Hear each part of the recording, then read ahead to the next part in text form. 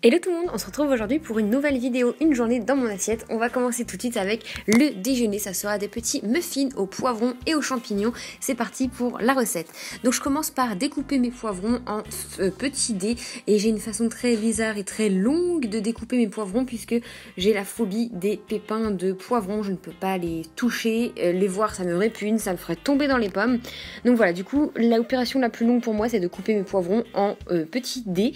Voilà, faire des dés assez petits puisque ça va rentrer dans nos muffins juste après. Donc moi j'ai choisi un poivron rouge et un poivron vert parce que c'est tout ce qui me restait, mais mettez évidemment ce que vous voulez.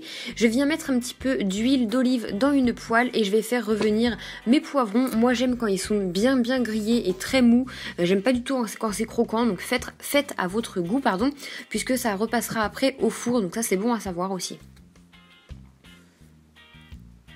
Donc pendant que mes poivrons vont rissoler, je vais venir faire ma pâte à muffins avec 230 g de farine. Je vais y ajouter également 2 œufs.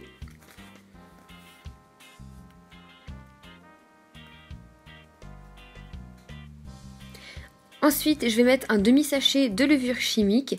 Je vais aussi venir faire fondre 80 g de beurre que je vais ajouter à cette préparation.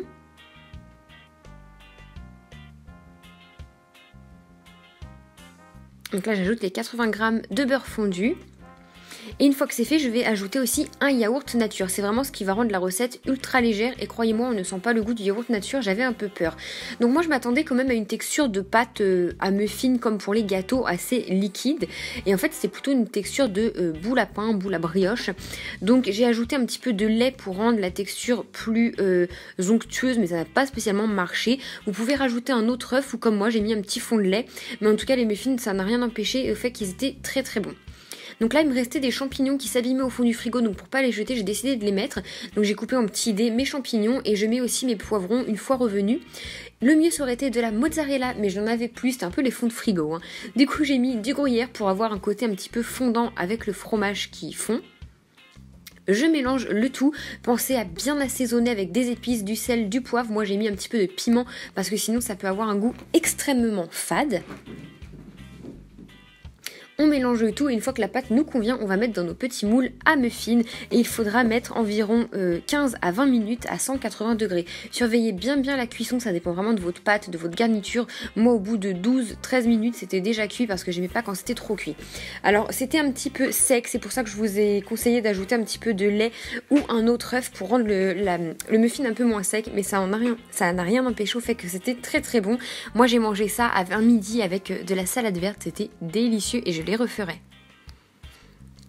Ensuite on passe au dîner avec un gratin de chou-fleur et pommes de terre. C'est peut-être pas trop la saison avec la chaleur en ce moment, mais c'est une vidéo qui date de cet hiver et croyez-moi ça n'empêche rien au fait que ce soit très bon. Donc je viens de découper une fois que je l'ai lavé et séché une grosse pomme de terre crue. Un petit peu dur à découper comme vous pouvez voir en image.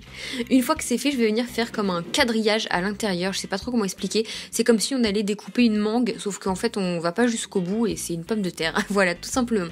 C'est pour qu'ensuite le beurre et l'huile que je vais mettre dessus ainsi que les épices pénètrent bien dans la chair de la pomme de terre et puissent vraiment bien cuire au four. Donc là je dispose des petites lamelles de beurre, désolée pour le bruit, c'est Simba qui joue avec un élastique. Donc je dispose mes petites lamelles de beurre, moi j'en ai mis beaucoup parce que j'adore quand c'est un peu rissolé avec le beurre, mais vous n'êtes pas obligé d'en mettre autant, vous pouvez juste ajouter de l'huile d'olive. Je mets du sel, du poivre et des épices, moi c'était du curry, j'adore ça. Et un petit peu d'ail en poudre aussi, c'est ma grand-mère qui m'a dit d'essayer et c'était délicieux. Bon, puis de la ciboulette, j'aime trop les épices. Ensuite je vais mettre ça au four avec un petit filet d'huile d'olive, voilà, pour que ça rissole bien. Je sais plus combien de temps j'ai mis au four, je crois que c'était au moins 20-25 minutes. Mais voilà, il faut le temps qu'il faut. Et faites pas attention aux poubelles dans la vidéo. Puis il faut planter une fourchette pour voir quand c'est cuit. Ensuite pour mon petit gratin de chou-fleur, j'avais du chou-fleur cuit que ma grand-mère m'avait donné. Donc je l'ai un peu émietté dans une petite cassolette comme ça. Et puis je vais faire une béchamel ensuite que je vais ajouter au chou-fleur tout simplement. J'ai mis le tout au four et puis après j'ai pu déguster. Pour la béchamel, je vous donne pas la recette parce que moi je prends la recette qui est au dos de mon paquet de maïzena. C'est la recette la plus facile que j'ai trouvée, la plus simple que j'arrive à faire. Après ça, je recouvre le tout de gruyère parce que le gruyère c'est la vie. Et voilà ma petite assiette. J'avais fait aussi un œuf dur juste à côté, mais en fait je l'ai pas trop mangé parce que j'en pouvais plus. Même l'assiette entière était énorme, donc j'ai pas pu tout manger. Voilà, j'espère que la vidéo vous a plu. Si c'est le cas, n'hésitez pas à vous abonner. Bisous bisous.